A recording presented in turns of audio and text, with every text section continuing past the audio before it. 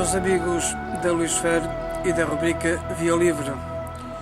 Neste vídeo, para este domingo, dia 3 de julho, o tema que eu escolhi tem a ver com a decisão do governo, a infeliz decisão do governo Sócrates do Ministério das Finanças e do Ministério das Obras Públicas de fazer um estudo à revelia da RFER e da CP, segundo reza o público, em que se pretendia e se pretende, com esse pseudo-estudo, reduzir drasticamente a exploração, o déficit de exploração, quer da CP, quer da RFER, através do corte substancial de centenas de quilómetros de via férrea no nosso país. Vou falar um bocadinho sobre isso também, e vou falar também, porque está associado, e embora já seja atual, do programa do Governo, que já é conhecido, que foi entregue esta semana, há dias atrás, na Assembleia da República, à Presidente Assunção Esteves, através do Ministro Miguel Relvas. Passada uma hora, eu fui ao site do Governo e fiz a descarga do programa do Governo em PDF e já fiz a leitura de todo o programa, mas com mais incidência estive a fazer um estudo detalhado sobre aquilo que se refere sobre os transportes em Portugal. Portanto, vou falar também um bocadinho sobre isso. No fim, vou fazer um pequeno comentário um comentário de Camilo Lourenço, que é um jornalista, que é um economista e um jornalista que eu sempre gostei de ouvir, mas que, como sempre, e não é só ele, muitos nossos comentadores nas televisões entram por caminhos que não sabem e depois põem-se a falar daquilo que não sabem e dizem asneira. Só que depois não há possibilidade das pessoas poderem corrigir. Eu tentei, através da TVI, corrigir o Camilo Lourenço, até lhe pedi que ele me telefonasse das obras públicas no tempo de Sócrates, agora recentemente, quis apresentar ou apresentou à Troika. Eu acho uma coisa totalmente absurda, porque não é cortando em quilómetros de via férrea, mesmo que tenha um aproveitamento não a 100%, portanto que esteja muito longe das suas capacidades. Eu acho que estar a cortar em via férrea já se cortou bastante. Eu tenho sido confrontado durante muitos anos, desde que a minha presença na internet é mais habitual do que antes de eu estar exposto na internet. Muitas pessoas me têm contactado para eu fazer força e falar e criticar sobre o encerramento de linhas férreas no norte, na linha de Évora, na Estrela de Évora, na zona do centro, com o Voga e o Dão e por aí fora. E eu quero dizer o seguinte, eu já várias vezes referi, não muito com muito ênfase, e também não me alarguei muito, mas em algumas linhas férreas de todo o nosso país, algumas delas estou de acordo que tivessem sido fechadas pela CP na altura, ainda não havia RFR. Mas houve outras linhas que foram encerradas, seja no tempo da CP e também, agora mais recentemente, que eu não estou de acordo que tivessem sido encerradas. E então com este plano que se pretendia fechar, praticamente, amputar, praticamente na sua maior extensão, a linha do Oeste, parte da linha do Douro entre a Régua e o Pocinho. O ramal de Cáceres, sabemos que só tem o Lusitânia a passar por lá hoje, sabemos isso, e também, esporadicamente, alguns comboios de mercadorias.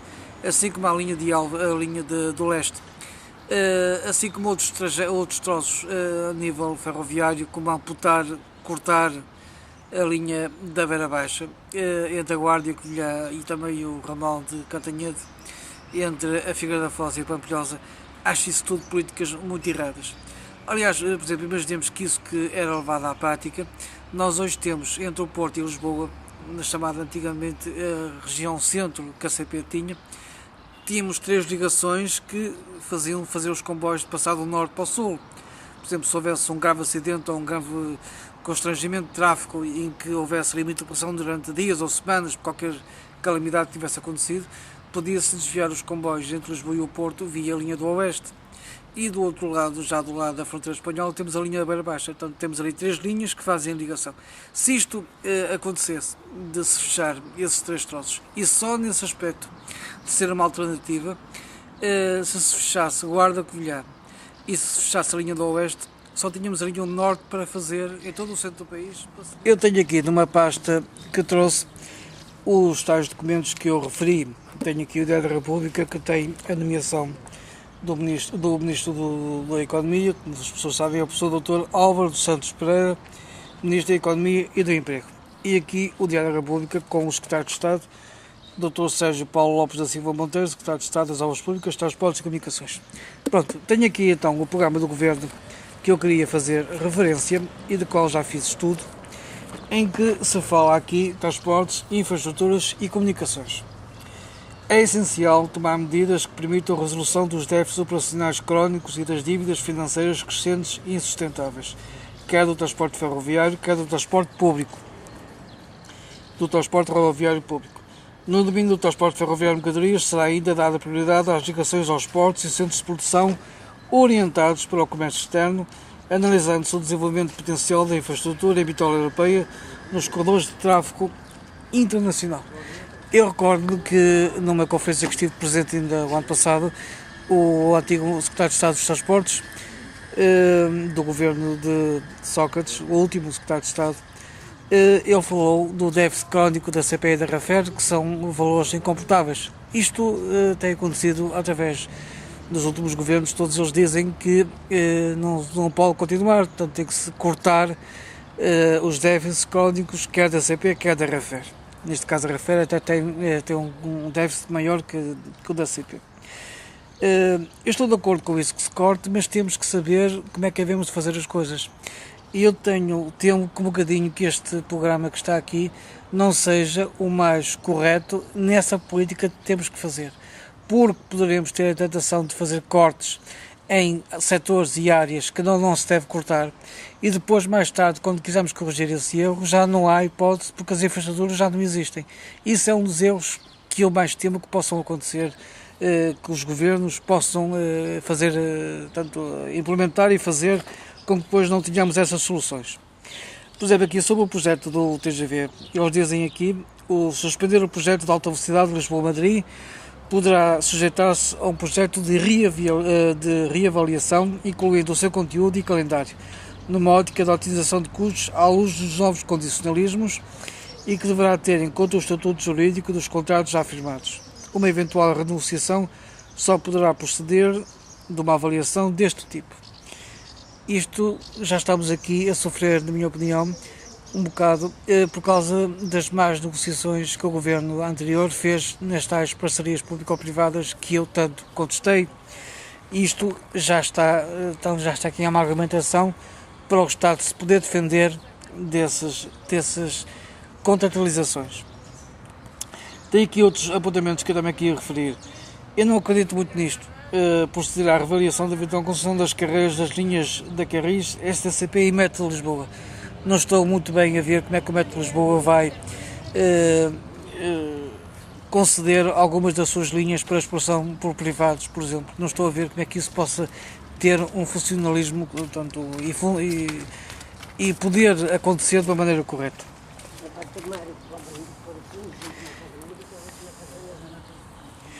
Proceder à avaliação do modelo de organização e funcionamento da RFR, Rede Ferroviária Nacional. Há ali algumas coisas que poderão acontecer, que se poderão alterar alguns dos seus mecanismos e da sua organização, mas é preciso ter atenção também àquilo que se vai fazer. Pronto, tenho aqui mais ou menos aquilo que eu esperava que o Governo fizesse e falasse daquilo que quer fazer sobre os transportes. Eu só espero é que o Ministro Álvaro dos Santos Pereira consiga ter uma política mais aberta e mais preferencial em relação ao transporte ferroviário do que aos outros modos de transporte, sem os descurar, como é evidente.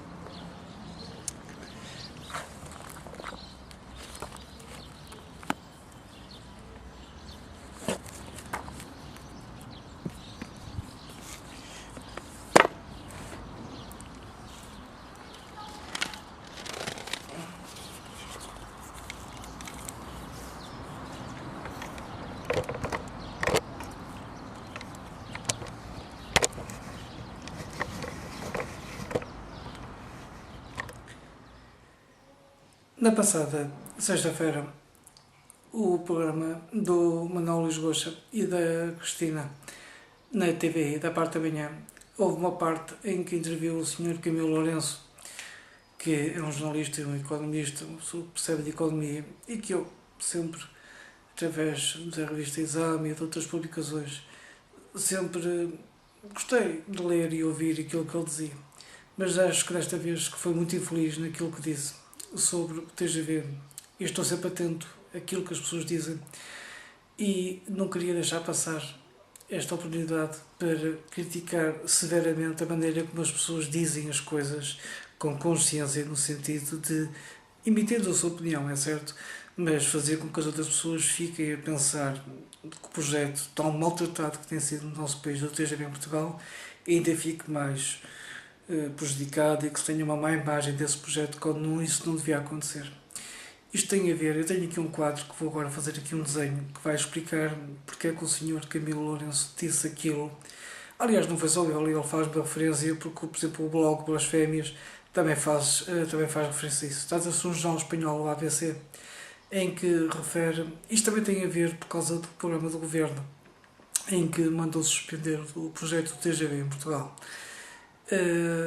Tanto a linha Lisboa-Madrid está suspenso o projeto, não se vai fazer a obra por enquanto não houver luz verde financeira para se fazer isso.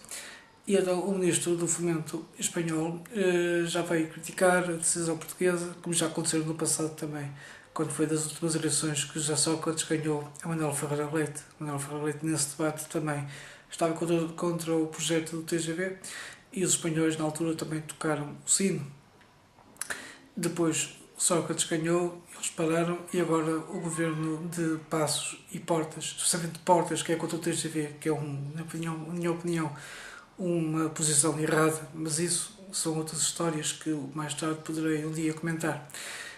Vem dizer que o TGV não é necessário, que não é um projeto prioritário para o nosso país. Portanto, e o ministro espanhol começou então a tocar o sino novamente e também lá no norte, através da Galiza também já falaram sobre isso e já criticaram o governo português por essa opção. Mas tanto os jornalistas portugueses e o Camilo Lourenço disse que o ministro espanhol, em vez de estar a perguntar a Portugal porque é que parámos de Lisboa a Madrid, que se preocupasse com aquilo que se passou, então neste exemplo que eu vou mostrar. E aquilo que se passou foi o seguinte, vamos ver aqui no quadro que eu tenho aquilo que se está a passar e aquilo que se passou. Temos aqui Madrid, temos aqui Toledo, temos aqui Cuenca, Albacete, Valência, Córdoba, Sevilha. Como os meus amigos sabem, existe já há bastantes anos, desde a Expo de Sevilha, a linha entre Madrid, Córdoba e Sevilha. Esta linha tem, nos dias úteis, à volta de 23, 24 comboios por sentido, por dia, comboios TGV, comboios AVE e outros comboios também com velocidade elevada, Avante e outras categorias que os espanhóis assim definiram. Depois temos há menos anos uma ligação também em alta velocidade entre Toledo e Madrid. É uma distância bastante pequena em que os comboios não atingem os 200 km/h porque é uma viagem que se faz em pouco mais de meia hora. Portanto, é uma distância bastante pequena. Mas como Toledo é capital da província em Espanha e o plano espanhol prevê que todas as capitais de província tenham comboios de alta velocidade, também está servida. E temos, desde o Natal passado, Madrid, isto não está à escala, até aqui Cuenca, irrigação Valência e aqui para Albacete. Isto depois ao ligar a Alicante e outras capitais de províncias espanholas. Portanto, e nós temos aqui para Madrid e Toledo à volta de 16, 17 comboios por dia e aqui entre Madrid, Cuenca e Valência à volta também de 16, 17 comboios por dia. Portanto, os estudos foram feitos, temos aqui uma boa relação, temos aqui uma relação também muito boa até Sevilha e temos também uma relação muito boa para Valência, Cuenca e Albacete. Aquilo que acontece e que tem sido e foi aproveitado, na minha opinião, cinicamente pelas pessoas para criticar o projeto, tem a ver com a Renfe que decidiu, além de explorar comboios Madrid-Toledo, Madrid-Sevilha e Madrid-Valência, também explorar uma relação transversal para fazer com que pessoas de Toledo possam ir de comboio até Albacete via Cuenca. E então havia 3 ou 4 comboios por dia em cada sentido, que dava 8 comboios diários, 6 ou 8 comboios diários. E estes comboios tinham à volta de 9 pessoas por comboio, numa oferta de 360 e tal lugares. Portanto, e a Renfe decidiu há dias atrás eliminar estes comboios porque é uma relação que estava a dar um imenso prejuízo, como é evidente. E as pessoas, e é aqui que eu quero chegar, vieram logo de uma maneira cínica dizer que onde é que estão os estudos feitos para se fazer uma linha que dá prejuízo, dizem eles, entre Toledo e Albacete via Cuenca.